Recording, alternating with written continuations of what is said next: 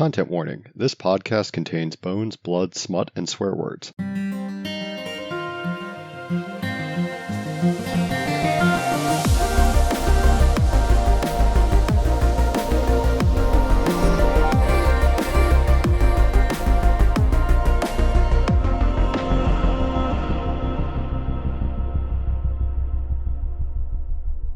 Before we get into the good shit this week, we wanted to remind you that we've launched a Patreon. For just a few bucks a month, you get extended games, brand new content, access to our notes and murder boards, and much more.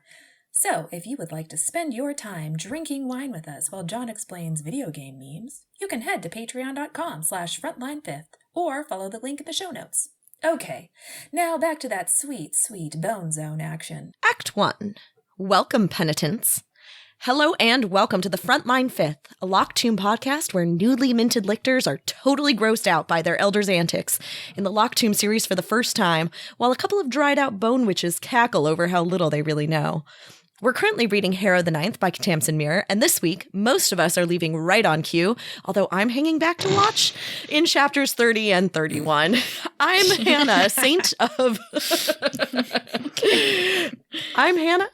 of awkward encounters, and I will be hosting this dinner party, but I can't do it alone, so I'm joined today by my fellow lictor, Marie.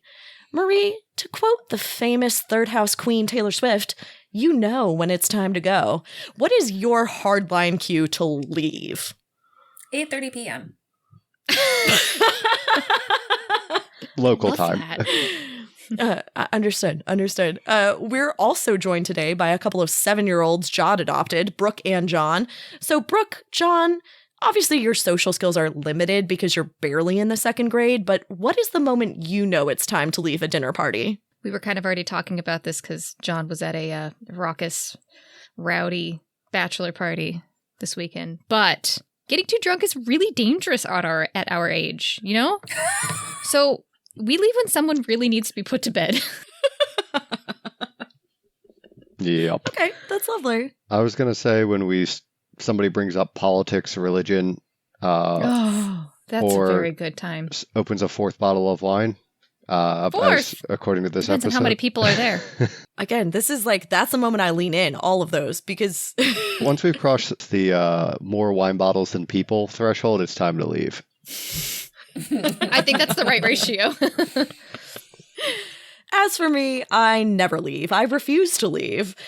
In fact, I did want to tell you an actual story from a New Orleans girls trip that I took, where I ended up at this person's house. Everybody else had already taken Ubers home, except for this girl and this boy who put me in between them and then had a long conversation about their relationship over the top of my lap in front of me, then started making out in front of me, and I wiggled my way backwards and then sat downstairs alone with the dogs for 2 hours, texting my other friend, being like, there's no one here but me and their sex.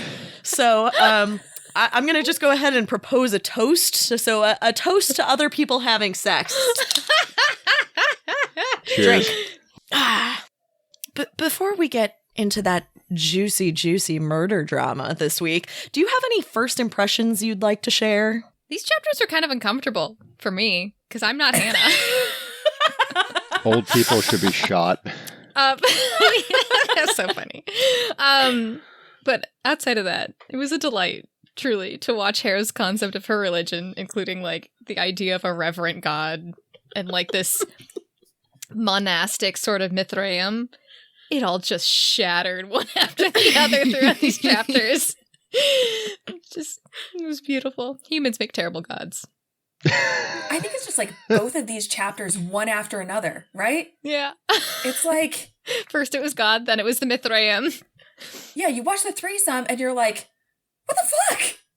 There's just like several times comments of these like just skeletons just like watching everybody, like, and then watching like flickering signs. Just like, This is what happens with the bones of heroes from the past 10,000 years, is they're just left staring at like a heretical three-way sharing of spit. Yeah. Yeah. Anyway. Amazing. Yeah, you have the heretical threesome and you're going, what the fuck? That's a great band name, by the way. Heretical the threesome. Heretical threesome. Yeah. And then you go to the incinerator and Kithareya has like beat you to your murder attempt, and you're like, what the fuck? A lot of what the fucks, yes. Agreed. John, what were your thoughts? A lot of traveling last few weeks, so I had the opportunity finally for the first time in this book in particular, go back and reread the entire thing up to these chapters.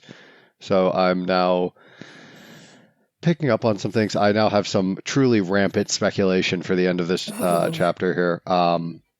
But yeah, this was where like some things were just itching at my brain, and I felt like some things clicked into place. And also I'm reading another book series at the same time, and I think similar to how World of Warcraft with the sword, I think this series with its Dungeon Crawler Carl, if you guys have heard that of that series. To watch that. Not watch that, read that.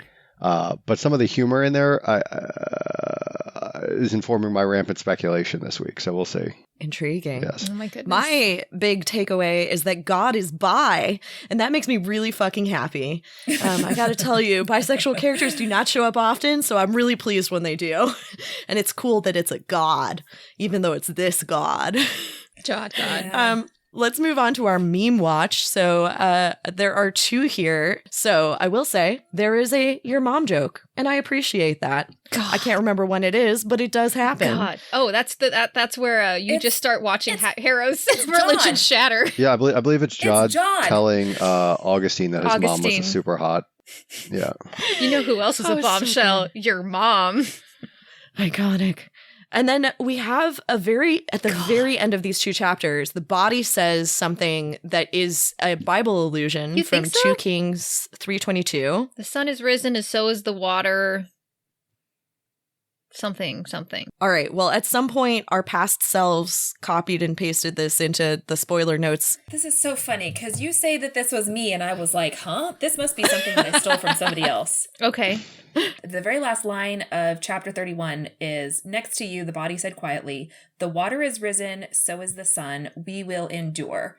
And our meme watch says, 2 Kings 3:22 says, when they rose early in the morning and the sun shone upon the water, the Moabites saw the water across from them as red as blood. I don't know. Vibes are similar. Yeah, we'll give it a pass. Is that from the internet? Somebody go scraping and sourcing? It is literally in our spreadsheet that we created like 6 months ago, so who knows where it came from. Cool. I don't. Although What does that even afterwards, mean? I cannot wait This to verse. show you the spreadsheet that I created for this season of Frontline Fifth. Oh, I'm so proud of it. excellent. And when we finish Nona, you're going to look at my spreadsheet and we'll all applaud together. I am looking on You're- air. I am You really got it, looking Hannah. forward to going back through this entire thing once we finish this and just listening to like As a dried out bone the witch. the entire thing. Yeah, John, is All right. it okay that we call you a dried out bone witch and as an inclusive sort of thing around all 4 of us? Yeah, it's an Yeah. inclusive term. Because they don't ever talk about men. So my take is that I don't think witches and wizards are a gender binary as they are in Harry Potter. Or I think they're warlocks, very yeah. different vibes of magic. That's my take. Okay. But before we get too far ahead of ourselves, let's do some SAT prep. Oh So, my gosh. here we go. Okay, so the SAT prep today, I think that this should be as a team. We need to rank these words based on vibes. I don't. What the fuck does that mean? What is more vibes versus less vibes? Maybe not vibes. We need to rank these words based on our favorite words. There we Favorite go. words. Yeah. Okay, so it's purely like subjective. the way that they sound. Yeah, like the Doesn't- way yeah. that like sounds, like mouth feel, like that. Okay, so the words are. Nice. We're gonna go wine tasting with words. Word tasting. Yes, that's what it is. Okay, like wine tasting, mouth feel, like color, like synesthesia of these go. particular words. Okay. Okay. We are going to rank them as a team. Okay. Okay. So these are our words. We have spurious, That's how you say it. tumultuous, spurious. Spurious. I always said spurious, but I don't. I didn't have hooked on phonics as a kid, so Google. don't trust me with anything. All right, I can't pronounce anything. Pronunciation. Spurious. Spurious. That's what we had. Gross. Like spurs. Oh, that ruins it. That puts it way Okay, down. so Marie. Oh, that's so sad. That's one of my That's favorite. so funny. I Okay. like spurious Me a lot. too. All right, go on. Okay. Spurious. Spurious. Nope. Ugh. Okay. Sorry. Keep going. Tumultuous. I love tumultuous. Fervid. Gross. Tessellated. Big Meh. fan. Too technical. Aggrieved. Yeah. No. Does nothing for me. Yeah. Prodigious. Prodigious. Prodigious? Prodigious. Prodigious. Yeah. I like prodigious. Spurious, tumultuous, prodigious, my favorites. I'm putting tumultuous in my top spot. It's got hints of black cherry and tobacco and has a nice mouthfeel. Well done. Met the assignment. That was incredible. I Spurious is love probably- tessellated partially because I love tessellated patterns. So like, content in there, but also I like the way it feels meaning tessellated. Meaning has nothing. Meaning has Yeah. nothing. But like the way your tongue and your teeth move, tessellated, it just feels really Tessellated. cool. And it also, I do like words that feel like what they are. It does feel like overlapping patterns, tessellated. That's It feels true. like it's a That's true. cascading. That's I'm into it. There's a lot of double letters as if it's meant to Yes, have many of the same exactly. thing. So I'm going with tessellated and tumultuous high up. I love a tumultuous affair. I like spurious. Prodigious is up there. Spurious. Yeah, you're was still up tortured there on this. until it got really put down there. There's an adjustment period for you. It's okay. So It's a hell okay. no on fervid. Fervid feels very yucky. And also, like, I know the Fervid meaning. believer. Yeah. Okay. So we'll put fervid Aggrieved at the really, bottom. I don't know why aggrieved gives me nothing. I'm a fan of Aggrieved I'm a fan of feels spurious. aggrieved. Aggrieved has Yeah. g. Brooke just has like an immediate bigotry against the g sound to the phoneme, the like consonant g. Okay, how do we feel about the order that I just put? Tumultuous as at the top, spurious second. I think tessellated above prodigious. Yeah. I would move personally. tessellated up, but And you that's- already know that I like it. Yeah, that's why. And then prodigious, and then aggrieved and fervid. Yeah. Why did you choose these words, Marie? What stood out about them to you? I don't know. I just went reading through the chapter to see if I missed any memes, which I don't think I really did, or And you just felt like looking these for words references in had words some and- chewiness in your brain? Yeah. Okay. Yeah. Well, Meatiness? this is a good reminder, kids. When you are taking your SAT, your GRE, your ACT, if you don't know what the word is, say it out loud several times with that like mwah, mwah, mouthy feel and just, pick your fave. Yeah, we've done a terrible job of SAT prep here. But I think we leave it there. And now, get out your wine bottles and raise a glass as we present a toast to Harrow the Ninth, Episode 11, Dios Apate Minor. Drink! Act 2. God and a heretical three-way division of saliva. Ugh.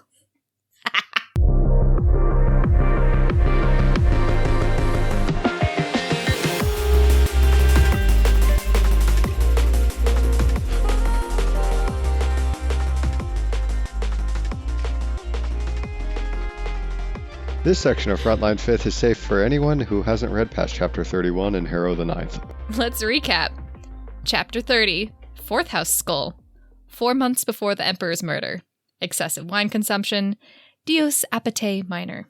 Chapter 31, Second House Skull. Harrow tries to kill the Saint of Duty, but the body formerly known as Kytherea gets there first. Wait, did we do? Because it didn't say in Meme Watch last week. Did we do Dios Apate?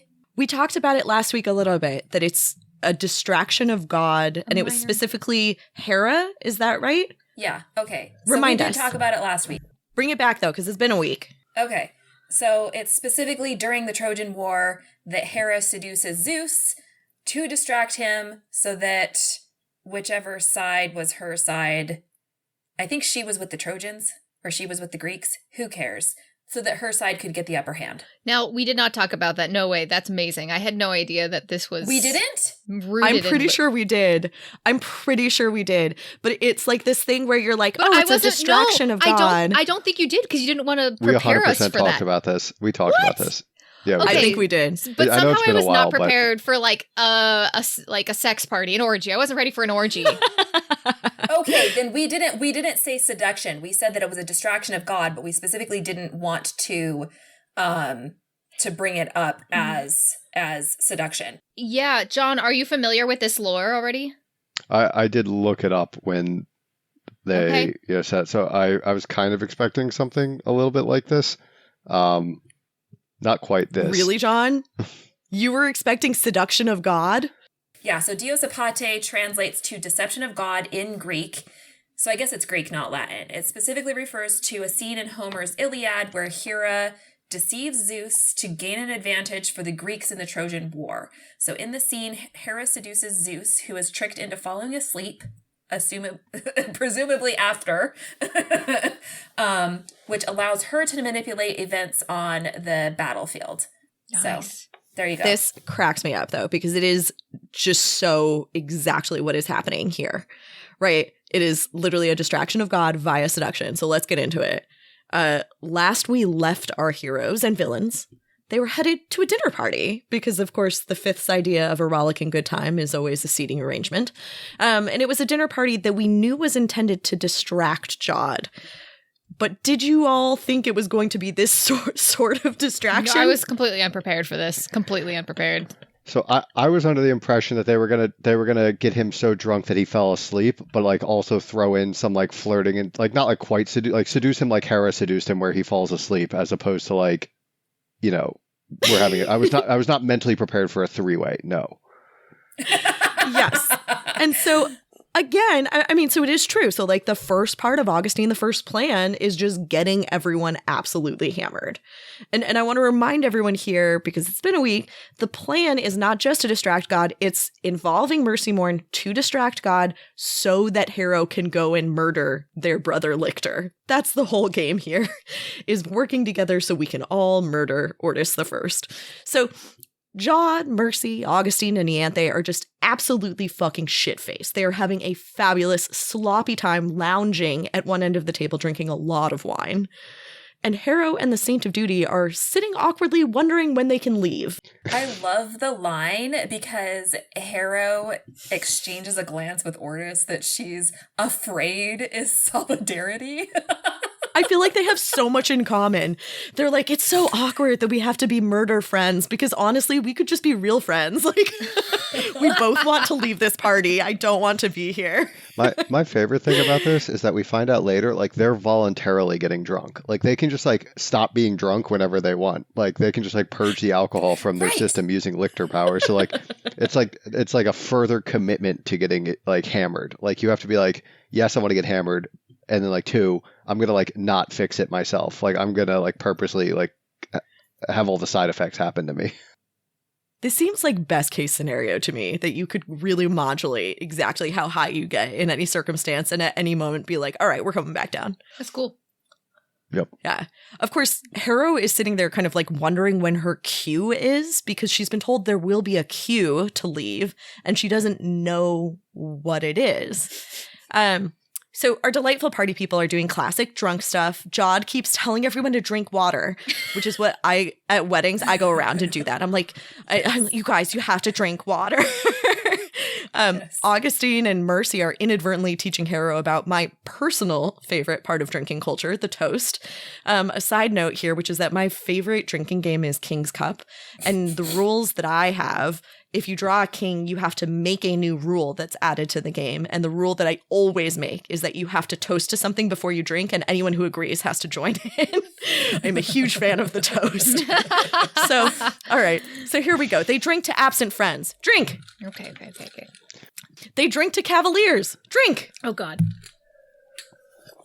They even drink specifically to Mercy's contentious cavalier, Christabel. Drink. That's a nice alliteration.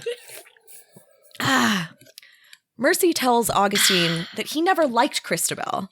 Augustine says he liked her. He just thought that she and his brother, his cavalier, Alfred, brought out the worst in one another because Christabel was a fanatic and an idiot. Yes, she was, Mercy. And he was a man who regretted that he wasn't. Suspicious. I feel like that's such an interesting, like, in that brief line, you really understand who these people are. Do you? Because that did nothing for me. Like, I'm still so lost. No, but it is weird. I didn't put this in our notes for the whatchamacallit, the rampant speculation. But there's this sort of like clues around here. If we read between the lines a little bit, it's kind of like Augustine, clearly Alfred did not like I'm reading between the lines. There's Alfred saying that, like, I think I could have got him to come around. He was not a fanatic. I'm wondering if, like, Alfred was not really into this whole lictor thing, maybe, to some extent. And that there's, like, these, like, weird dynamics around. There are people who truly believe and burn in something. Like just Yes, like burn to fervor. believe in something. Fervor. They have right? fervor. And there are people who see that and wish they had so it. put yourself in the shoes of somebody who is sacrificing themselves to become like a battery pack for a god. And we've heard like kind of like some interesting we've kind of speculated around like what is the real objective here, and like what does everybody think the real objective is, like God versus Augustine. And I have to wonder if like Alfred was not super game for all of this, and like Christabel clearly like must have had a bit more to it. What it seems like is that Mercy and Augustine were with John and working on it and believed in it. Yes, and I wonder... Christabel had this fervor and believed in Mercy. Yes. And Alfred was Augustine's brother. And wished he had that fervor, wished he had that, like, flame, just burning belief. And Augustine said he's been telling himself a lie for a myriad, that if he had had 5 minutes to bring him around on the whole thing, that he would have. Like, that he was not convinced. Alfred was not convinced, was the message I got out of that. It's an interesting, I just think it's a really interesting note. And we've already talked, I love Tamsin's ability to give us, like, tiny little asides that paint a picture in, like, 4 or 5 words. That, you know, you don't need to know the whole world, but it tells you a little bit about how people are feeling. And I think we can all agree that the word fervor feels a lot better than fervid. If you just fervor. I completely agree. Completely agree. Yeah. Okay. So we would rank that higher in our SAT. Much higher. Yeah. Okay. Absolutely. Good note. So they also drank to Pira de Vey, who they all agreed was a stone cold fox. Drink. Ortis the First, not a huge fan of that, says another topic. Ianthe proposes a toast to our enemies. Drink. Oh, jeez. And Augustine proposes a toast to the dried up blood of Eden and the commander who once led them. Drink. And I will say, there's this interesting moment. Augustine is like, I'm only going to drink to our enemies who are dead, like the dried up blood of Eden. And then multiple people at the table are like, they're not dead. Not gone. But the commander who once led them is gone. And Jod explains a little bit about that commander, who was this enemy from before Harrow was born.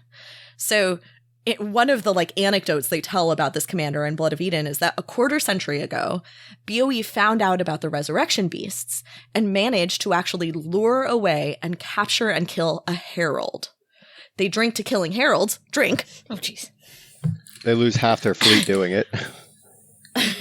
Yeah, this is like such an endeavor. Blood of Eden really commits an enormous amount of resources to capturing this herald, but then it actually turns out to be quite...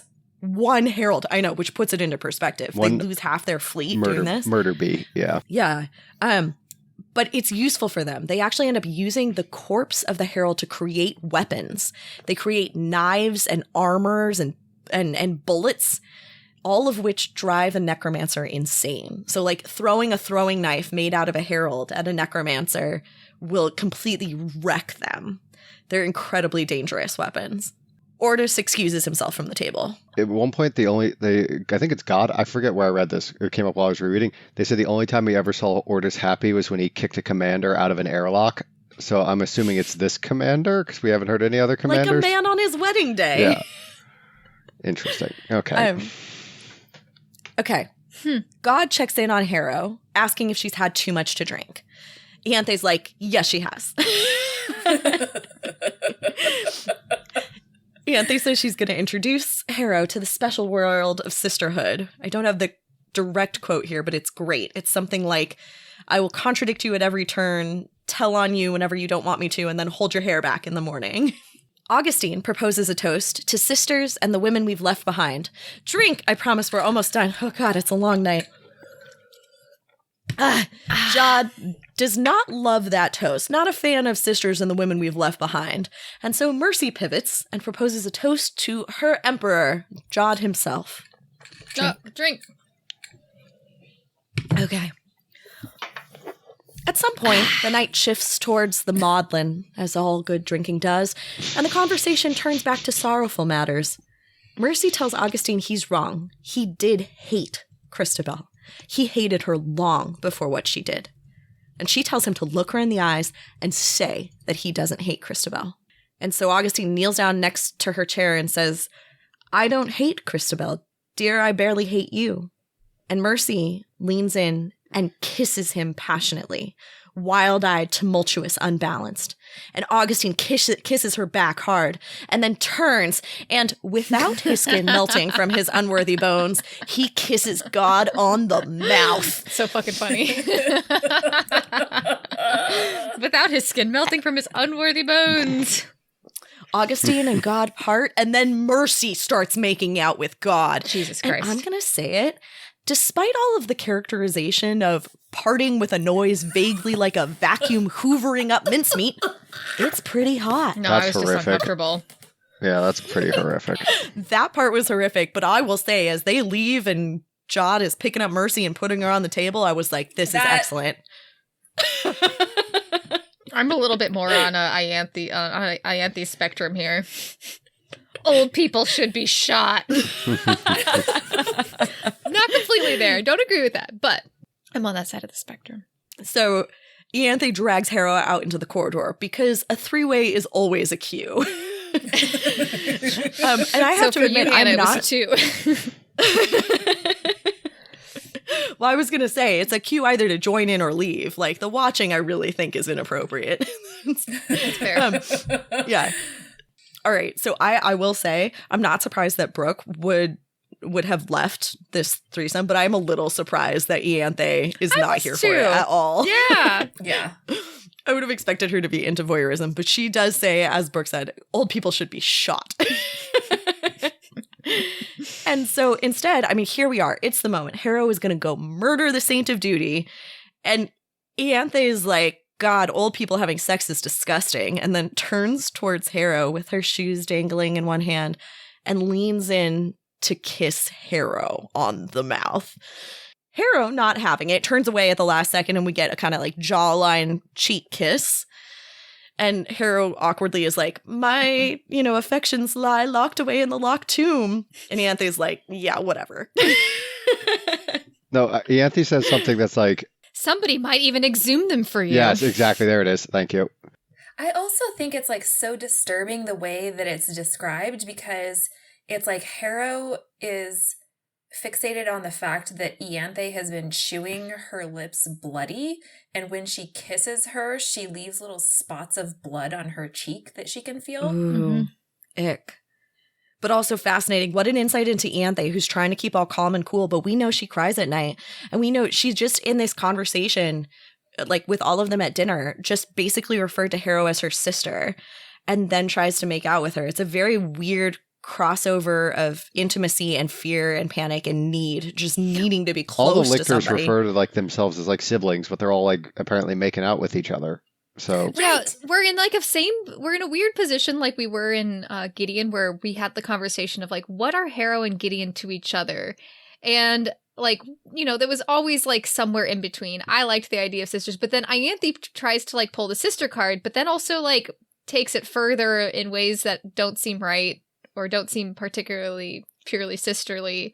And we're left in the same boat of like, what the fuck is this like relationship here?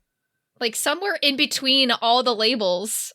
I will say that there are like several moments in Gideon the Ninth where Ianthe and Coronabeth are like sitting on each other's laps, like their legs all tangled up. And it is a little bit of that like ick. So this may just be a Third House vibe. I don't know their life.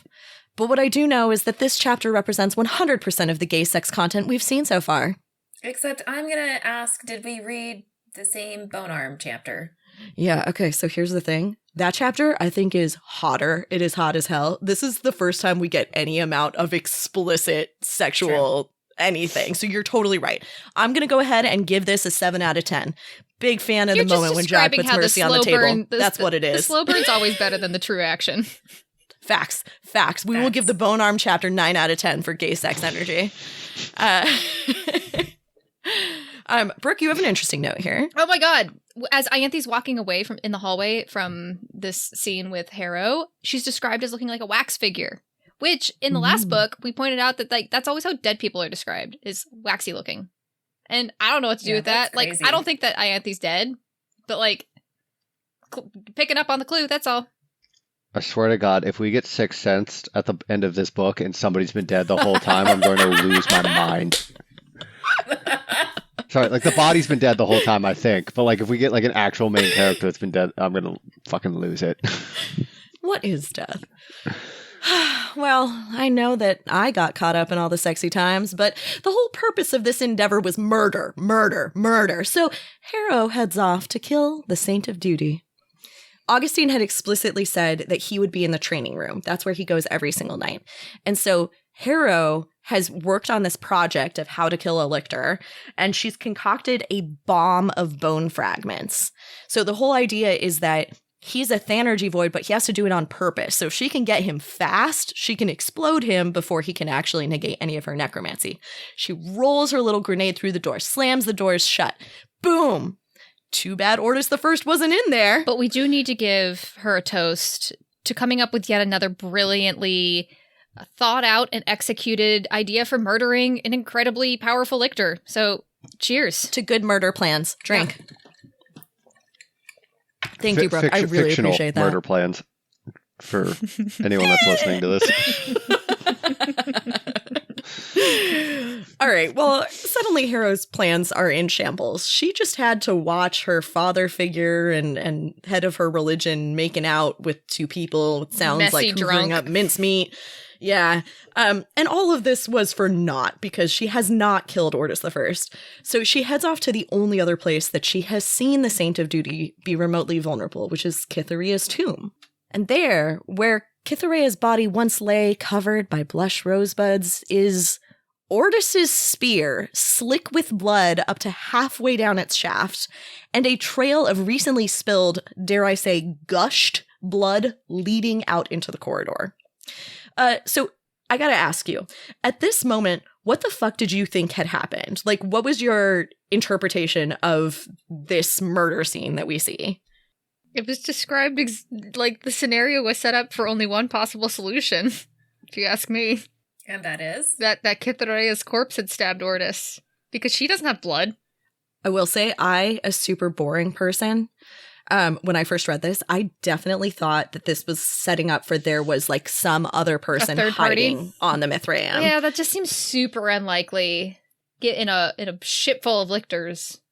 Yeah, there was a small part of me that was like, maybe Ortis stabbed her, because like that seems to be on brand, because the swords already stabbed her, like the spear stabbed her. Like I was like, oh, are we just gonna get a bunch of like Yeah, but her heart's not desecration of her corpse? Yeah, so yeah, that got discarded pretty quickly. So yeah, my theory pretty quickly was like, oh, the zombie Cytherea stabbed him. Mm-hmm. Yep. It seemed unlike the confusing part was how would you catch him unawares and like manage to like leave such a mark that you could, and how do you drag this body that is supposedly a massive body? Anyway. But yeah. I mean, at the same time, the last time we saw Ortis in that tomb area with Cytherea, he was very gently, delicately making out with her body. So I feel like it'd be pretty easy to stab him at that moment, figuratively or literally. Yeah. So Harrow follows the blood all the way to the engineering/environmental ring of the Mithraeum, where the incinerator is. And inside the incinerator is the slumped body of Ortis the First, Saint of Duty, with a gaping wound in his chest. He's not quite dead. He's heaving for breath, trying to heal himself.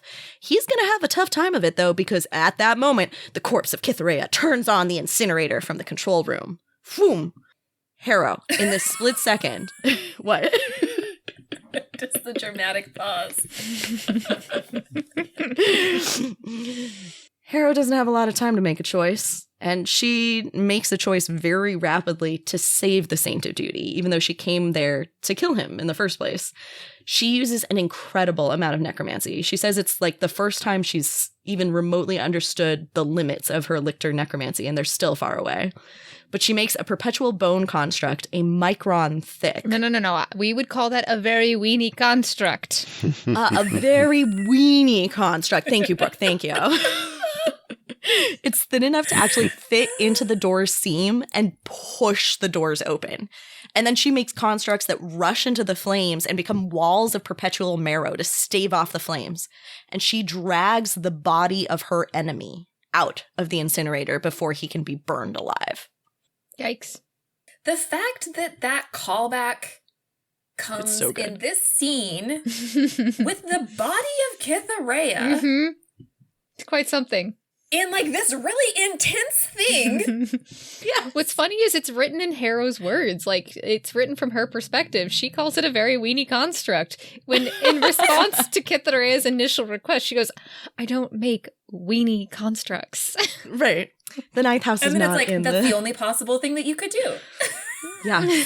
It's actually incredible, too, if you think about it. We're talking about, like, sure, this weenie construct slides in between the seam of the door, but then it also has to push. It's actually an incredible endeavor. And the alarms are going off. Everything is absolute chaos. The Saint of Duty's wounds are closing slowly, and he tells her. So he's, like, lying there, just, like, with his eyes closed, healing his wounds, and he tells Harrow fresh blood wards every night, explaining that thalergenic wards will keep Harrow safe from the attacks. The attacks from us. What the fuck? In other words, Ortis the First is referring to himself as a us. Is it reckless, rampant speculation to think that this is Pyrrha? It's either multiple personality disorder, what we're seeing here, or possession. Or, I guess, so you're saying maybe the whole, like, Cavalier pops up and takes over. Yeah. Like he's so close to death, he's already like partially in the river or something, and the Cavalier's taken over. I don't know, like, because didn't think of that.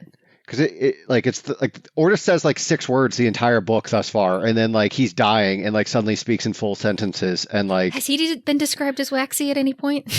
Oh my god, is everyone dead? Is everyone dead? Everyone's dead. So, I mean, he not only tells Harrow how to escape these attacks, right?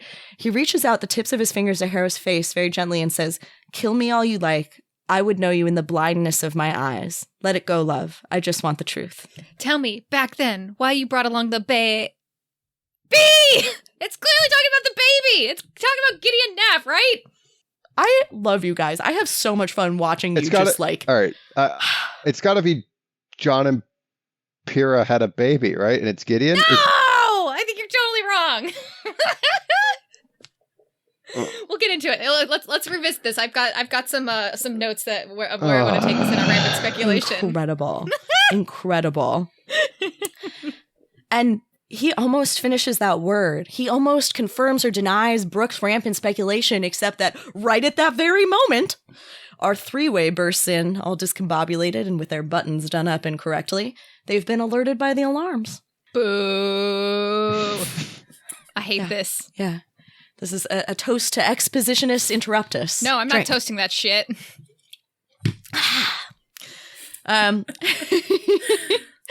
Okay, so it's also this uncomfortable situation where, like, Harrow doesn't quite know whether God believes her or not. She keeps trying to get Ortis to explain what happened. I mean, Kithareya stabbed him through the front. He must have seen it. But he keeps saying, "I don't know," and "I don't remember." And he says, in tones that Harrow understands and recognizes intimately from her own experiences, "I sometimes forget." And I just want to, like, bring this back again to our author, Tamsin Muir. So our merch store goddess, Sonia, sent me something last week that's in, like, the acknowledgement section of this book, where Tamsin is talking about how she is grateful because Harrow clearly needed inpatient treatment and didn't have access to it, whereas Tamsin did have access to it and was not grateful for it at the time, but is now. And again, as someone who has, like, had bouts with this sort of insecurity where you can't quite know whether your brain is reporting things correctly, or especially this thing of losing time, this thing where you go fully clinical so that you don't have to like feel the shame and fear associated with it. Yeah, go ahead, Marie. Harrow Hark Nonodecimus did not have anyone to put soluble banana-flavored antipsychotics under her tongue for her condition. I do, and therefore I would like to thank every key worker in my past who had to administer me medication because they were always nice about it, and often I was not. It's just an interesting insight. I feel like she like learned a lot from her own condition and then wrote a plot around, you know, a way of kind of exploring it. It's very cool. That is cool. What is not cool, Brooke, is that Kithurea's body is gone. And Jod cannot detect it on the space station at all. The fuck? What'd it do? Just leap out a window? What the fuck's that supposed to mean? Yeah, I had nothing I for think they're that. called airlocks. Yeah. No, I'm just kidding. Later that night, Defenestration, Harrow regardless. overhears. Yeah, it is defenestration. Actually, that's delightful. They're I love only, the idea of they're only defenestrating a airlocks zombie. if they come from the airlock region of France. Otherwise, they're just open windows. I did like that one. No. Later that night, Harrow overhears a conversation between Augustine and Mercy Morn. I'm going to paraphrase it. There's a lot back and forth here, but Mercy says, "I nearly slapped you. Don't you dare use her as a lever ever again." Augustine says he's proud of his straight face, and he says, "I hope you choke before I regret it, and I hope you know that one day I'll wrench Christabel's rotten ghost from your corpse, and I'll eat her." The fuck? It's like, is that possible? Yeah. But that is also, like, that's how they keep describing shit in Lictordom, is, Yes. like, eating someone's soul. Yeah. And it's also so vicious, because actually it was a weird, poignant, drunk moment. This, like, I love this line of, "I don't hate Christabel, dear, I barely hate you." Barely hate you. And then it turns out that was bullshit. It was, like, full bullshit. They're just but playing. was it? Was that bullshit, or is Hard this to tell. bullshit? Which Hard to one? Which Nah. one? Are they both real? Are they both awful? I don't know. Sorry, so much here. So much to unpack. And Augustine is like, "Mercy, where the fuck did you stash Kithurea's body?" And Mercy is like, "What the fuck? I told you, I've never touched it." I believe her. After having seen Ortis making out with the corpse, I think Mercy's innocent. Of everything, or just necrophilia? of manipulating the body of zombie Heard. Kithurea. Yeah. Although I say that, and then immediately I was like, what if all three of them are guilty? So I can't trust myself. There are a lot of untrustworthy people on the ship. And so Harrow redoes all of her wards as blood wards, exactly as the Saint of Duty told her, and goes to sleep. And before she goes to sleep, the body says, "The water is risen, so is the sun. We will endure." Sex and murder, my two favorites. Perfect time for a game. Interstitial. Dear, I barely hate you.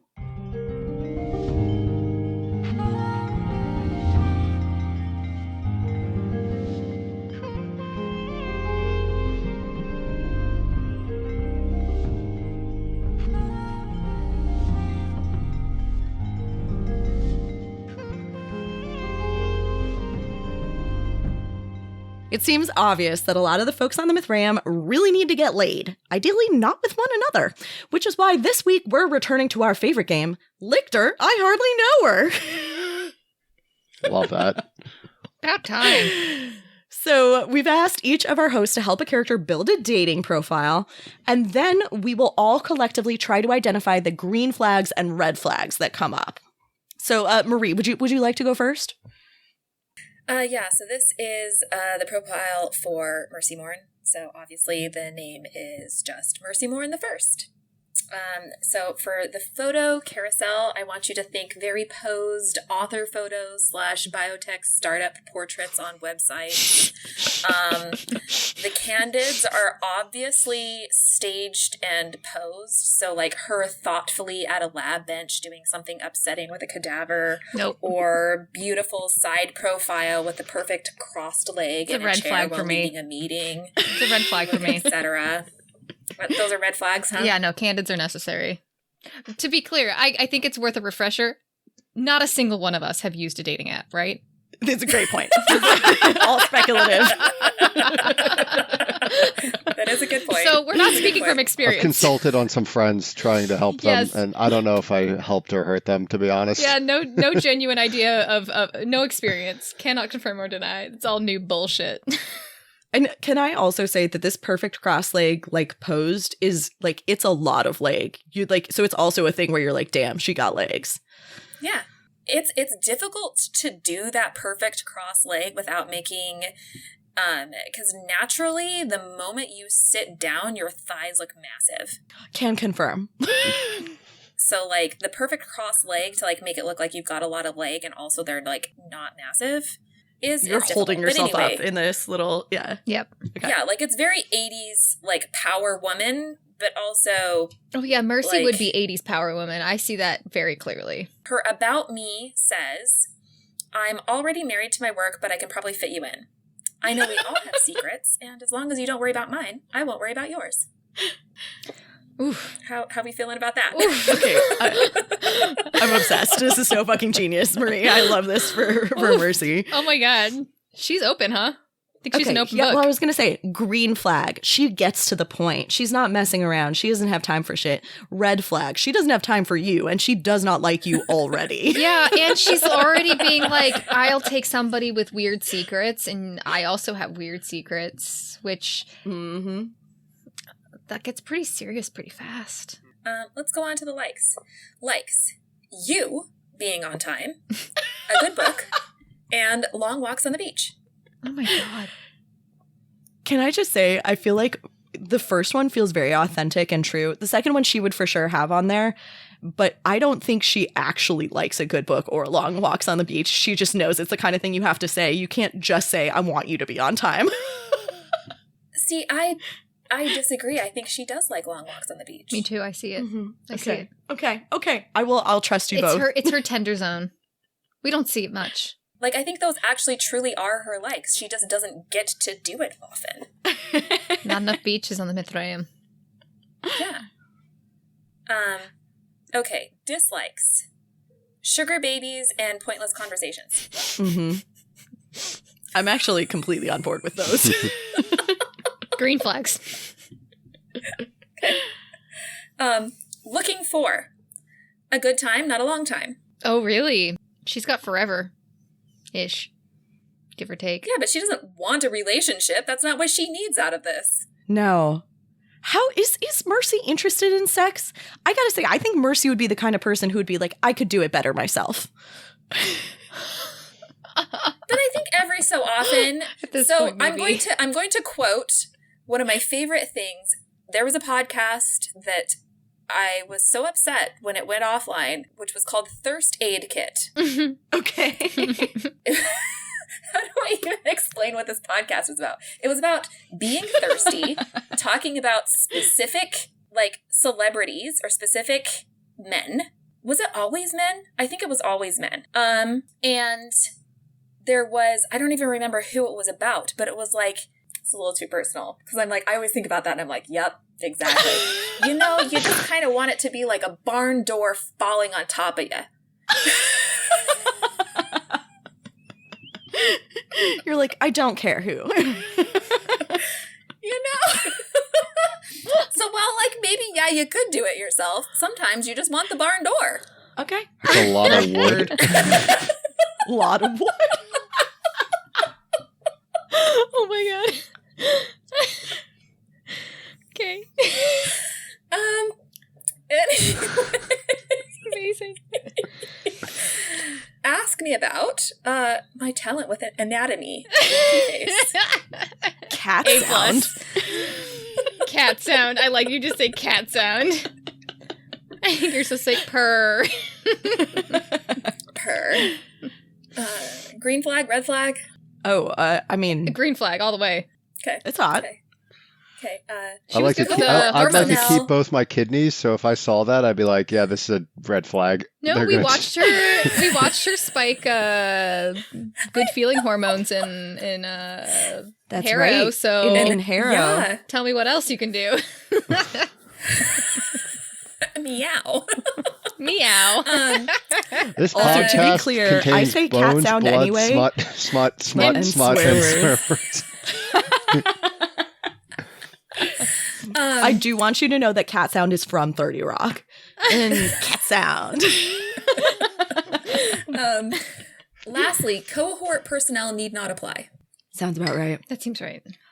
All right, so I have to ask you all, would you swipe right on Mercy Morn's profile? No. No. Pictures. Too scary for me. Honestly, it was the pictures. That was my immediate no. Too Probably. staged. Can't trust it. Good for Probably. you, John. So the two of us who identify with Mercy were like, fuck no. The two of us who don't like Mercy are like, yeah, that's right. I made a profile for Ortis the First. Tell us about it. For the most part, I just had like a super clear picture in my head of super buff Ortis in like one of those tight military training shirts. But he's standing in front of a horse that has a braided tail. Sorry, every part of this I love. And that was I don't it. know That what was the that only means. picture he had. It's like Only one picture? yeah, just the one picture because you'll get the whole picture as we go forward on Ortis's dating profile. I mean, clearly like super intimidating guy, but like he's got like a soft spot. He's got the sweet green eyes, right? And you can see it in the horse that's got a cute braided tail. That's his horse. He braided that tail. He did a very nice job of it. Okay. There's no red flag or green flag yet. I'm all intrigued. green flags so far. Green, green, green. The about me just says 6 foot. Red flag.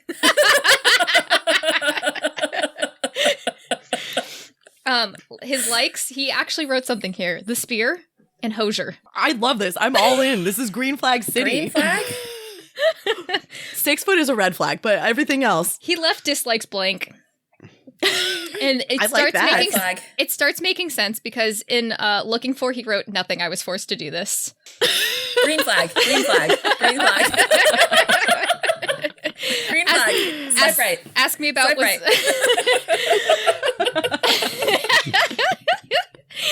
Ask me about was left blank. And he wrote that literally no one should apply. Swipe right. Okay, but Slide see, this in. is like Slide into all the DMs. giant Send red a flag rose. on me. Is that like I immediately am like. like, I want him to like me. As he's made very clear he has no interest, and I'm like, I must have him. I must have him immediately. John, would you swipe right? Absolutely not.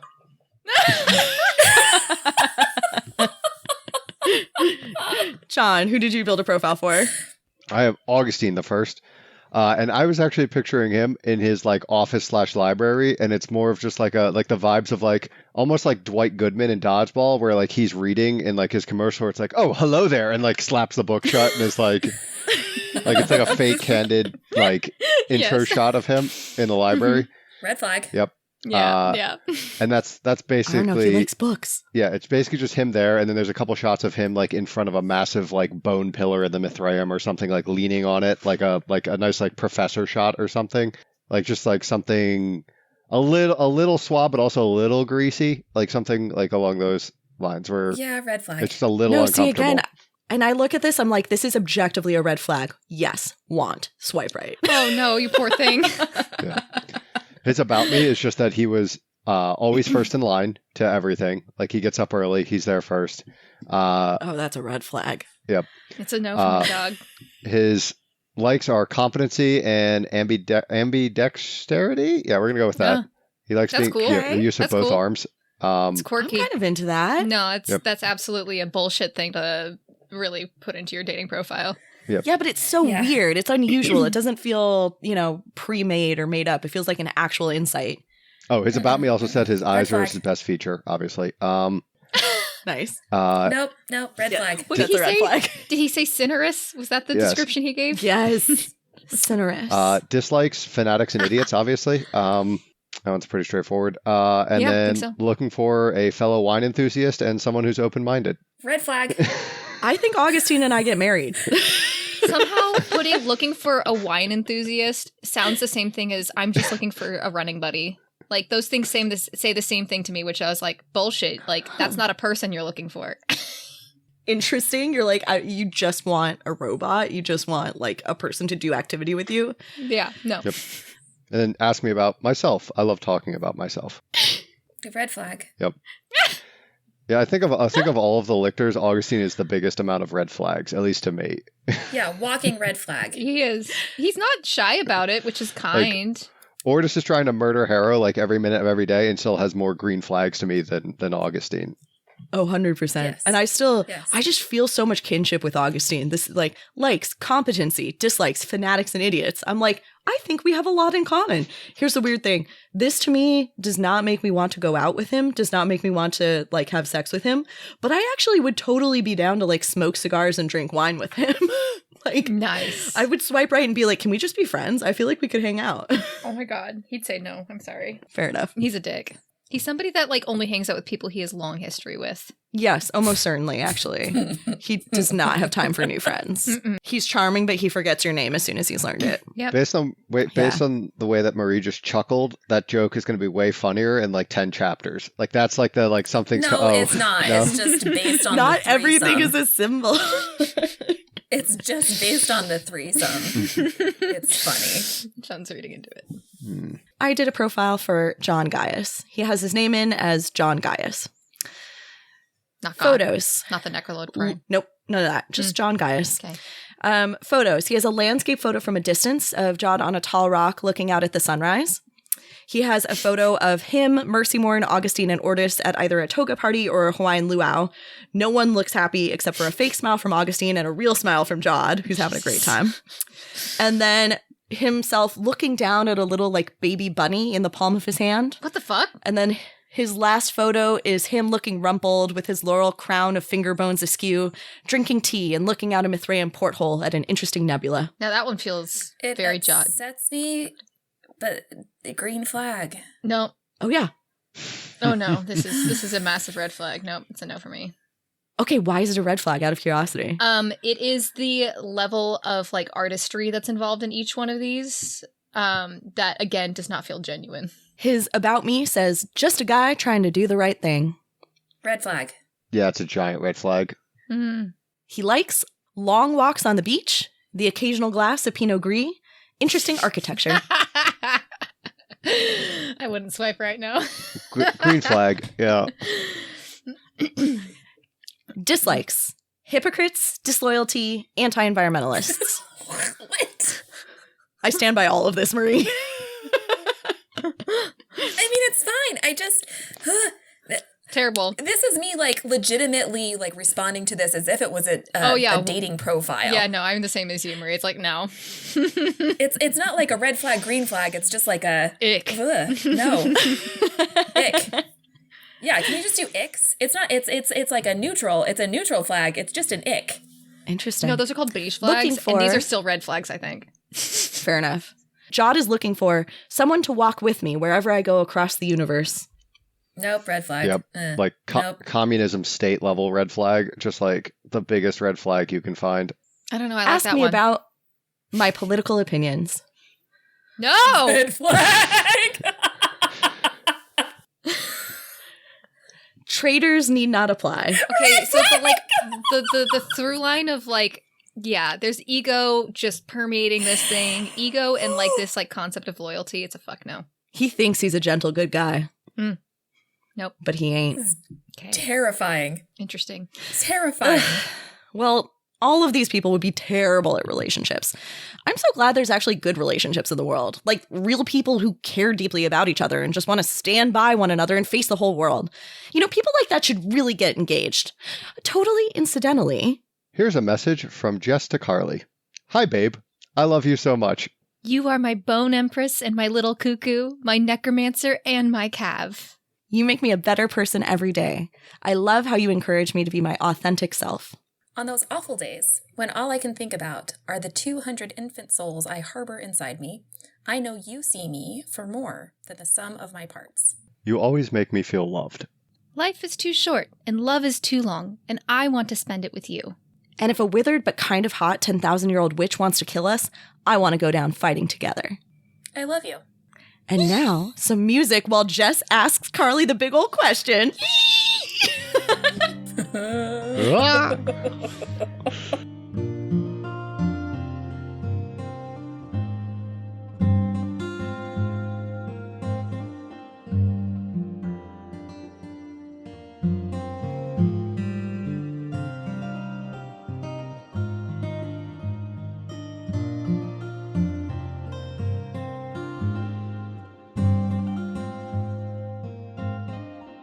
we're so not qualified to do this. I really hope they say yes. I'm actually sweating. I'm literally sweating. We all have such a stake in this right now. We're like very excited. Hope it went really well. Huge congratulations to Jess and Carly. This is fucking awesome. I'm so excited for you guys. And as long as we are looking forward to better futures, I think it's time for some rampant speculation. Act 4. The water is risen, so is the sun.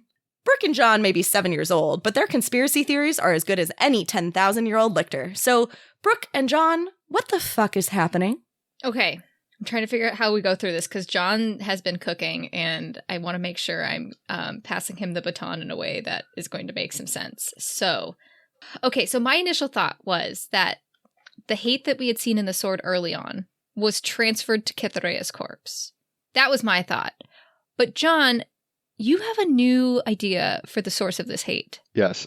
Current theory is that it's, and this is going into the new mega theorem, which is that it's the sleeper from Cannon House in the sword.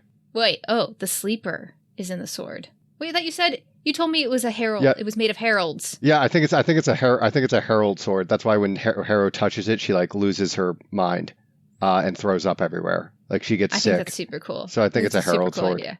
Okay, so the sleeper, you're talking about the sleeper thing. Yes. Go for it.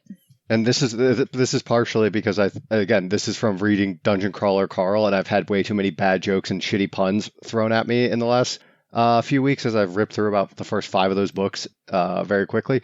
I'm not going to put it above Tamsin. I think it's ridiculous that the commander's name is Wake, and then we have a character called the Sleeper who has a sword with them and uses bullets to shoot people, and then they talk about them having bullets made of herald. I think there's something there. I'm going to say that it's the sleeper sword that she's got, and that Commander Wake is the sleeper. And I don't know how all of that fits together, and it might just be a bad joke or a coincidence, but that's what we're throwing out there. Fucking love it. I think that is exactly up the right alley of bad word puns. But on the other hand, you said earlier that you thought that Ortis had pushed Commander Wake, Ortis the First, had pushed Commander Wake out of an airlock, and that he was delighted by it. You also think that Gideon Nav is still the daughter, Pyrrha and God? Yeah, something like that. Definitely daughter of God. I know that you're like getting that from the fingernail thing, and I think that's like an interesting point, and I don't necessarily know how to counter that. Fingernail thing. The idea that the reason Harrow could get into the locked tomb was because she had just been in a fight with Gideon and there was a comment about her having like Gideon's skin under her fingernails from like a cat fight sort of situation. And that there was some biological aspect that was required because only the Emperor should be able to get into the tomb. But I am fully on. We saw like this like intimate moment between Ortis the First and then Harrow when he had like some moment. I don't know why I want to call that lucidity versus like who he is normally not lucidity, but I do want to say that. And I think that's just maybe for the amount of words he says. But there's been like these interesting clues throughout this chapter and before. So like at one point, Augustine talks about how, like we almost lost you to Commander Wake a few times, didn't we, Ortis? Which either means that she was killing him, or maybe I think I have a bigger conspiracy that like Ortis, when he was talking to Harrow or somebody through Harrow, was talking to the lady who crash landed with baby Gideon because Gideon's been spliced into Harrow's psychology. And I'm wondering if like the whole story that we have around like what happened to the woman who crash landed with Gideon, if that was just like, if that was wrong, if that was made up. Like we know Gideon was an unreliable narrator, and like in my head I'm gonna throw that fact out of the window of like this woman died immediately saying Gideon or whatever like that. What if the lady who crash landed with Gideon was Commander Wake, and it was her baby with Ortis, and like the whole relationship between the two of them, like losing Ortis to her was actually like, you know, not a hatred relationship but some sort of like romantic relationship potentially. I think something completely different than you on this one. Yeah. Oh, the other thing that I think, rereading it, there's a few things, which is that the body doesn't talk to Harrow until after she becomes a lictor. Like that, like the body has a vow of silence and just like hangs out with her, but doesn't actually interact with her or talk to her until she becomes a lictor. And even then, it's only after. So I'm still on the theory that we like. Again, I think Brooke, you and I are 100% that like Ordis's real name is Gideon. He's like the Gideon. My theory is that the body now has yellow gold eyes and is talking to her. So I think the way that they figured out how to get Gideon out of her was to put, like, basically they lictored Gideon again and put her in the body. So like now Harrow's being haunted by the body of the tomb that also has, like, that's where they're keeping Gideon's soul. What? And that's why, because this whole thing started off because I couldn't figure out, why does Harrow still have like access to the lictoral well if she doesn't have a soul like with her? So it's like it's got to be through the body, or like the soul's still there. Like there's still a way to get, like, use the current and pull the juice out, because she still can, like, has access to the power, but she doesn't have like the other stuff. Yeah, I guess we haven't talked about that. Thinking back on Gideon the Ninth, did you have any concept, idea, thought that Harrow might be insane, as she describes here, or with seeing the body, with hallucinating the body, with having these other hallucinations? It was very inconsistent with what I felt like we had seen in the first book, which doesn't mean much potentially. I'm still hanging on to the idea that, like, the way that they did this, and part of it was the reason why they needed Ianthe, was to, like, they basically excised Gideon's soul, put it in the body, and then, like, all of the memories and everything else. They had to go to the Ninth then. Why would they have to go to the Ninth? The body is in the locked tomb. No, the haunting, like the body's been following Harrow around. Like there's like a fragment of the body that's outside of the. But how do you tomb. lictor something into a non-physical hallucination? I have no idea. The body got gold eyes and started talking to her, and that's what we're throwing. But then I agree. Your initial question is totally a good one. Of like, how can it be one and not the other? Like, how does a half a lictor ever really come to be? But I kind of like the other explanation of just like, oh, you excise a portion, but you can't fully perfectly excise the whole soul. So like in the end, you end up with some aspects, but not all of the aspects. Yeah. Are you still on board with, like, Meanwhile at Cannon House being in the river, or like being like a subliminal space or something? You just texted me that the other day. Why don't you explain what you're talking about? So like every time they have like, you talked there's about like this before? Yeah, we talked about it. I don't remember you talking about it being in the river, which doesn't mean much. I have a Swiss cheese brain. No, I think they like, it's like the water around Cannon House at Meanwhile Cannon House is red. There's blood everywhere, like syringes, like a bunch of like stuff that like happens like when they're in. Right. So like but then like that, I still don't understand how this all squares together. Is it like just like her brain filling in the gaps, like, or is there like some weird subliminal space like where they can drop things? I don't know. I have like all these incoherent things, and again, rereading this, there's like so many things that stick out. Like it looks like you can do with it. Yeah, you can definitely preserve spirits in the river, because when they're talking about, when they're actually, it's like the 5th chapter when they're talking about resurrecting the 9th house, and God is giving Harrow like the 500 people to like bring her house back. He's basically, oh yeah, I just have to bring them to the surface. So it sounds like you can just like submerge them in the river for a long time. Like he's just keeping them like underwater in the river. Whoa, so I'm wondering if there's pick like up on that. That's interesting. That's my theory on this. I don't know. There's I have to figure out how to square all of this, but like those are the big ones. Gideon's soul is in the like specter / ghost of the body that's been following Harrow around. Like that's how they did it, and then they like chucked part of her brain into the river. Jesus. Commander Wake is the sleeper. Pyrrha and God conceived Gideon. My God, John, you've got a lot of ingredients here you've got to cook with.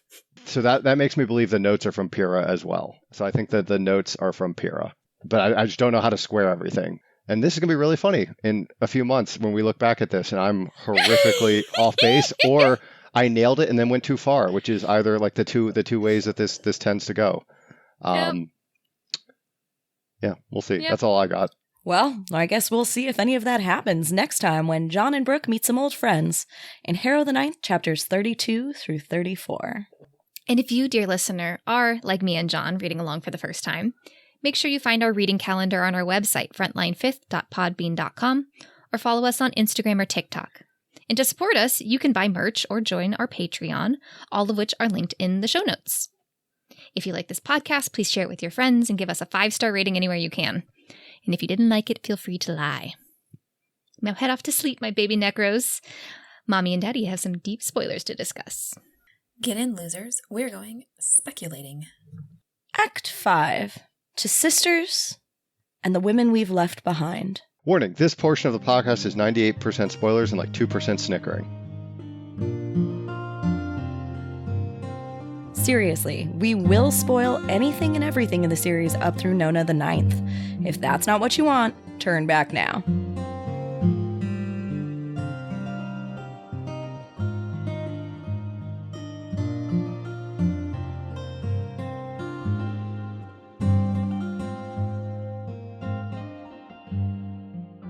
Well, Marie, I think we should seriously consider lobotomizing Brooke and John. I think this would really improve. I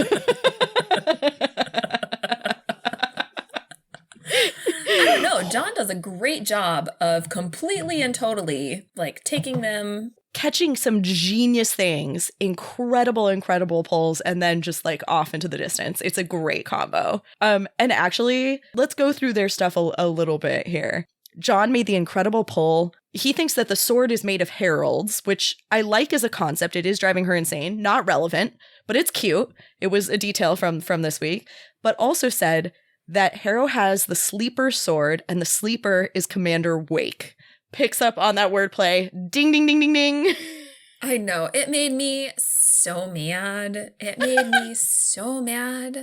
Like, on like because it was definitely on a reread when I caught but what do we do if the sleeper wakes? I was like, fuck You were like, you Tamsin. god damn it. My favorite thing that they have going on is their longtime debate about who are Gideon's birth parents. So the current favorites are Pyrrha and God? Pyrrha and God. Fascinating. Total, like, where the fuck is he getting Pyrrha in this? I love it, but it's because she's a stone cold fox. She is a John stone cold fox. obviously had a crush on her. She also seriously dead for 10,000 years. Like, Yeah. And then Brooke, really great pull this week from Brooke, goes into details actually in the show notes. So those of you on Patreon will be able to see it, about how Augustine talks about almost losing Ortis to Commander Wake. There's like lots of instances. So she thinks there was a romantic relationship between Ortis the First, aka Giddy One, and Commander Wake. Completely correct. Huge thumbs up. And also not Gideon's birth parents. One of two. So we'll give it that. But that's why he's like, just tell me. What did you do with the baby? Yeah, exactly. She was perfect on that. It was interesting. I like cannot believe I didn't catch that. Reading this on a reread, that statement is so like aggressively, oh, it's cut off halfway through. It's clearly, what did you do with the baby? Like, it's so obvious. Did not catch it in real time. Incredible. I think I did. You think so? Maybe not. I don't know. No, I don't think I did. There's no way I just wasn't thinking about Gideon's birth. I was like, Gideon, she dead. Like, I was like, this is a story about Harrow. Who gives a shit about Gideon? Yeah, you're all like, where's Gideon? Where's Gideon? Where's Gideon? Actually, I think one of the most interesting things was something that John said, not during rampant speculation, but during our like run through of the plot, asked whether it was Pyrrha talking through Giddy One's body. Which it is, and I think we should get into at some point. But I was like, that was a good insight. The last couple of things that I want to mention from theirs. So one, John mentioned that the body doesn't talk to Harrow until she becomes a lictor, which is sort of true. The body talks to Harrow for a while and then stops talking to her when she reaches puberty. And we had a long rant about this early on in the season. So maybe let's not revisit this here. We'll think about it later. But John was saying that potentially Harrow is being haunted by the body, who's being either haunted or possessed by Gideon. Sorry. Nah, Gideon's just behind there being like, let me out. And then I did appreciate that, they think that Canaan House is in the river, but they're not sure what that means. They're not sure if it's still just her mind filling in the gaps. I'm so curious what to see, like, when they meet Pal next time?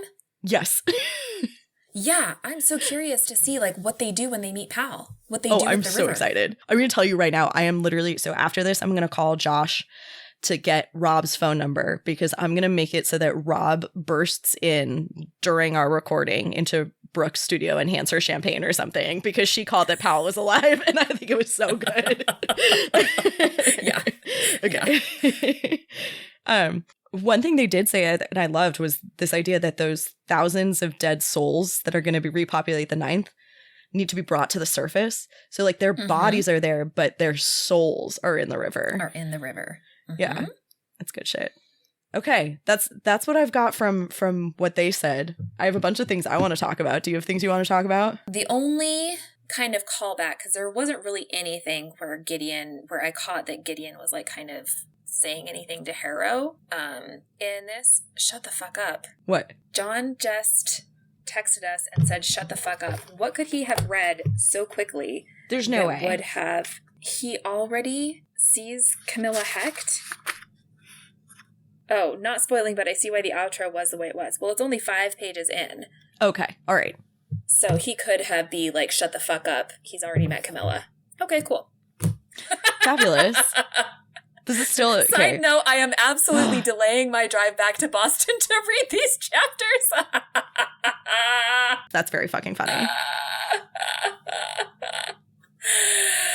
He doesn't even know. He's going to meet Camilla, but he doesn't know he's about to meet Camilla, Corona, Judith, and Calamities.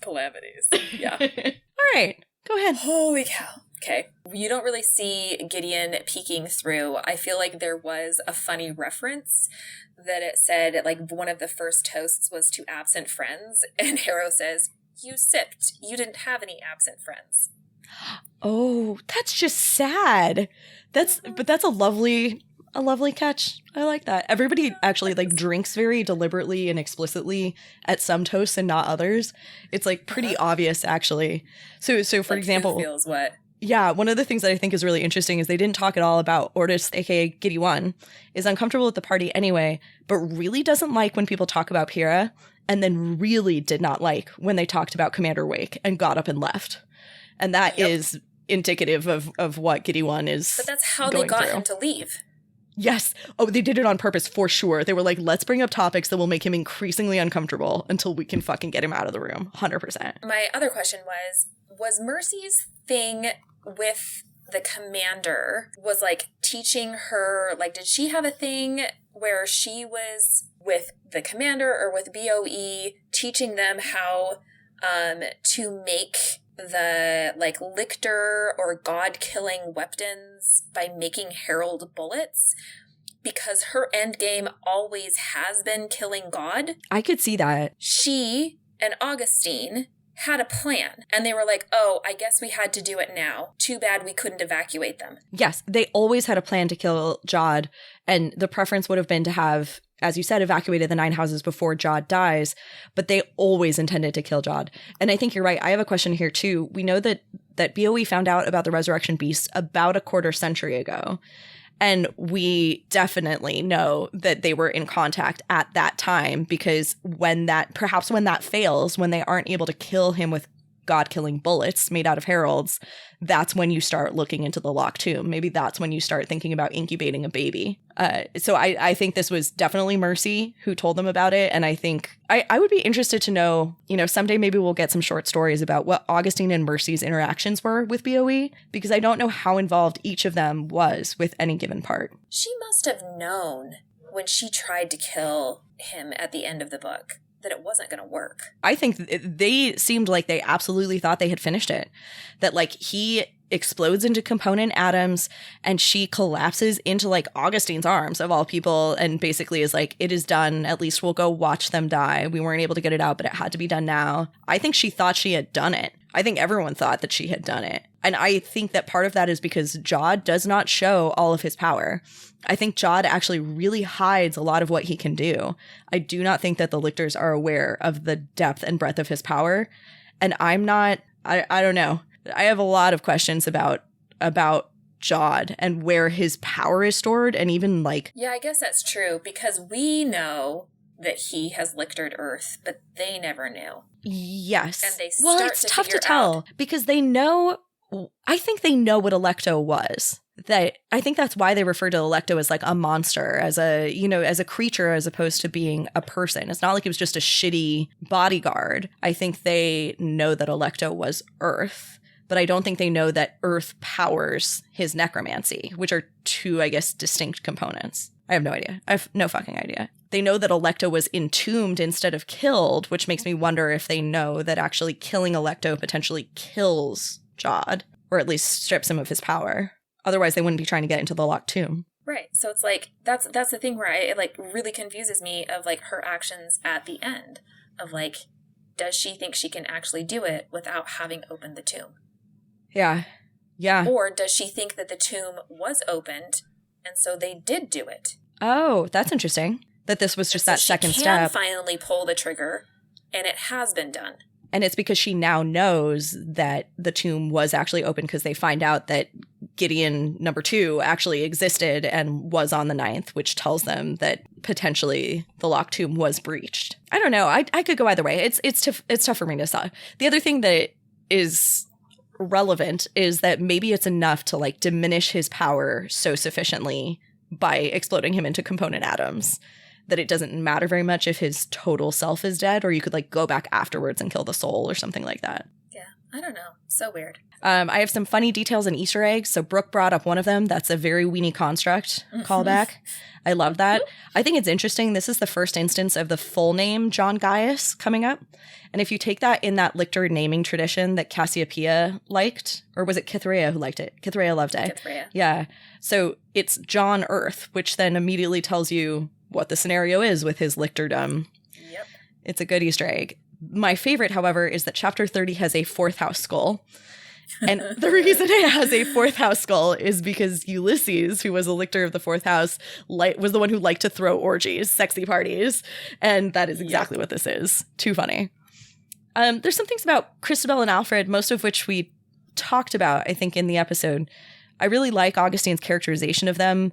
Chris as a fanatic and an idiot. Alfred is someone who wanted to believe that hard, and that's why he ended up having the suicide pact with her. That he wanted to show that he believed that hard. And actually, in contrast to what Brooke was hoping for, because she doesn't know everything, Augustine wishes he could have talked Alfred down, talked Alfred out of believing, talked Alfred out of giving a shit about the lictor process, which I think is, upsetting. Mercy says that Augustine hated Chris even before. And I don't know if that's just vibes or if there were specifics there. I am sure that there are specifics. That we will because I'm press sure over. Mercy and Augustine hated each other before.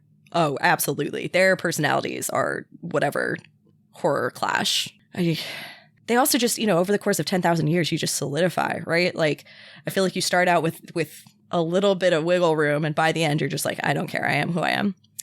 Augustine has this threat to wrench out Chris's soul and eat it, which I think is a genuinely interesting threat in a lictory world. Don't know if this is a possibility, but it opens up a lot of thoughts. Here's my weird one. Augustine has a very weird statement to Mercy out in the hallway where he's like, how was I supposed to know the incinerator alarm would go off? It's always the ones you don't turn off, right? He says that. It's like, oh, okay. I have no idea what to take away from this, but it almost sounds like they had deliberately turned off the alarms in advance of this. And what the fuck? Like, why would you think alarms would have gone off? I have no fucking idea what to take away from this.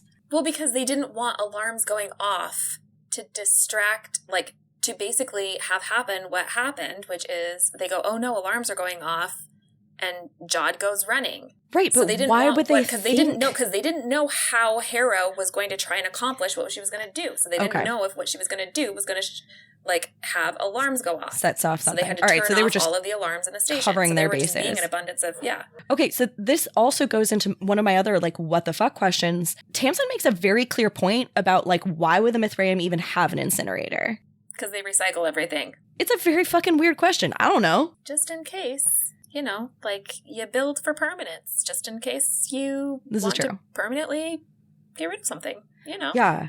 Giddy One and Pyrrha. So I just want to show some examples of moments when you can see the shift. So Giddy One's eyes are bright green. In the incinerator, his eyes look very dark, and Harrow senses no bloom of necromancy, and he makes no move to save himself. So that's Pyrrha. And he's not healing. So then, slowly. Once Harrow drags him out, his eyes stay closed the entire time he's talking to her. And they switch back to green when Jod shows up. And that's when Giddy One is now I can't remember. I lose time. So he has very, very different speech patterns, which is something that John picked up when he's Pyrrha. Pyrrha will speak in more than 2 words at a time. Giddy One never maxes out at 2 words. Yep. No, 4 words. Number 7 is at the rim. Okay, 5. 5 words is the most we've ever seen him speak in a row, and it was about the end of the world for them. So, and then of course, as Brooke pointed out, you'll be safe from us. So, as you just pointed out, during this time when it's clearly Pyrrha, the wounds are closing, but slowly, far more slowly than you would have expected. And what's weird about this is it actually reminds me of Harrow. Harrow doesn't have this auto wound healing. She has to do it herself intentionally. She has the power, but she has to choose to do this. And it made me realize, I don't remember, but I'm pretty sure that when the lictors are in the river and their cavaliers are keeping the lights on, that their wounds heal automatically. I don't know if we know whether or not they heal slowly like this or whether they heal at normal lictor speeds. But there's something, again, weird about the Pyrrha-ness of it all. They heal at normal lictor speeds because Gideon is totally freaked out at the fact that the thumb gets bit off and then immediately regrows. Yes, that's right. Thank you. That was beautiful. Okay, so Pyrrha is this weird... It's almost like when Pyrrha is in the body...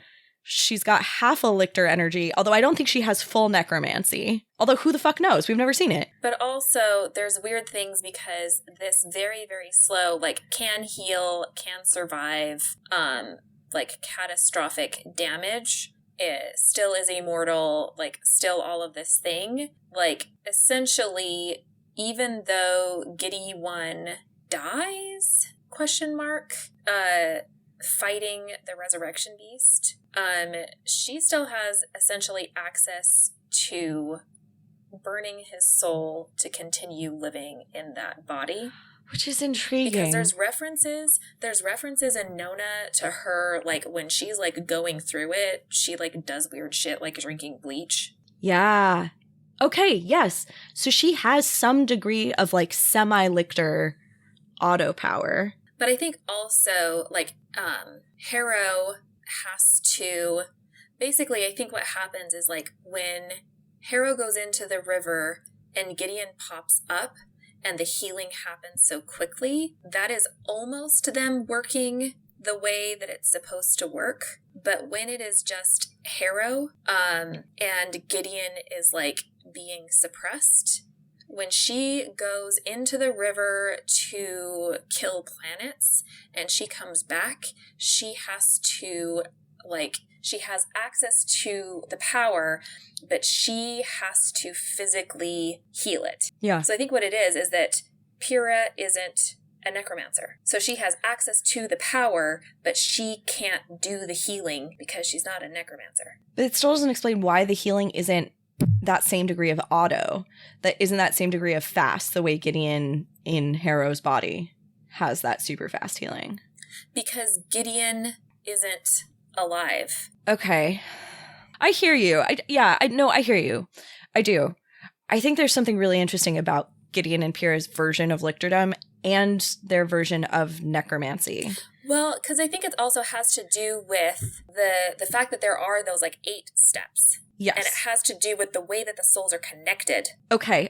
That it's so does transference of energy go one way? Does transference of energy go both ways? Yes. This thing also of Pyrrha being able to have access to some of it, even though Giddy One is ostensibly dead and buried soul in the river, right?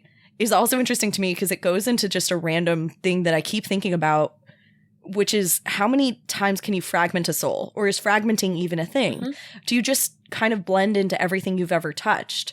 Is it, so to what degree do you get melange? To what degree do you get fragmentation? And then if you are fragmented, are you diminished? Is the wake that's in Cytherea less than the wake that is in the sleeper?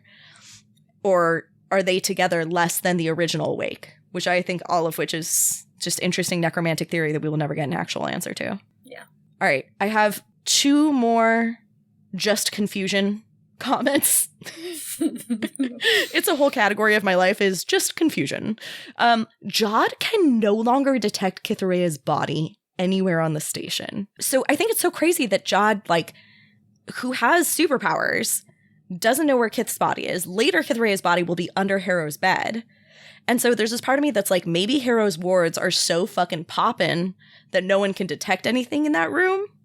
Question mark, question mark, question mark, question mark. Or I have no other answer. I have no fucking idea what's going on here. I think it's an interesting note. Or Jod's lying? Also, but he wouldn't also be possible. Lying. He also wouldn't admit if he didn't understand what was happening. I don't understand any of this. Or if he was only sensing, he thought that he was sensing something about the body and he was only sensing wake, and he doesn't sense wake anymore, and so he doesn't understand that he doesn't sense the body. Right. I could see that. Or, also if the body is in Harrow's chambers and there's a little bit of wake in Harrow anyway, which we know there is, maybe it just confounds it. It's just that vibe is in that space, but it's clearly just Harrow. It's just what I feel from Harrow normally. The other thing that's wild is the body statement at the end, and I have no fucking idea what to take with that. You know what it's giving? It's exactly like that moment when Harrow and Ianthe are walking down the hallway. Harrow stops Ianthe and is like, "Do you detect movement from within the crypt?" And Ianthe's like, "Do you try to sound as ominous as possible?" So the body being like, "The water is risen, the sun is also. We will endure." I know. I was like, what do you mean the water has risen? What do you mean the water has risen? What water? Where's the sun? What? Bitch? No, I've got nothing. This is it is completely word salad. Just absolutely nothing. That's all I have to talk about. Yeah, that's all I had too. That was my last statement was, what the hell does the body mean? Stop just saying crazy things. Could you just tell me something worthwhile and interesting? You have good information. Tell Harrow useful information. It's hard to move a plot forward that way. So, Act 6. See you next time, my little nunlets. Well, it looks like we've got some old friends to meet up with, so we're gonna head out. But we will be back next week when shit really starts ramping up in Harrow the Ninth Chapters 32 to 34.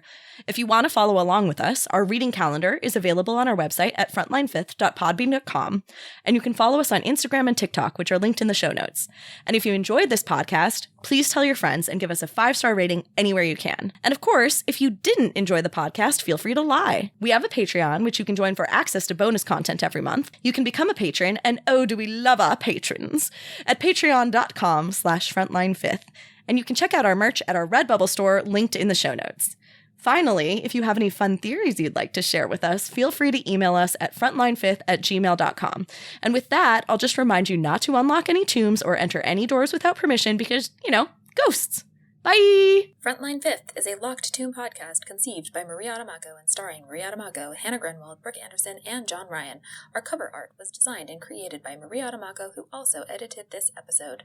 Our fabulous music was composed and recorded by Blake Anderson. Sonia Grenwald designs our killer merch. Hot! Gorgeous. The Locked Tomb series is a completely dope-ass book series by Tamsin Muir, who does not know we exist and is in no way affiliated with this podcast. And before we sign off, huge congratulations to Jess and Carly. Woo! We love.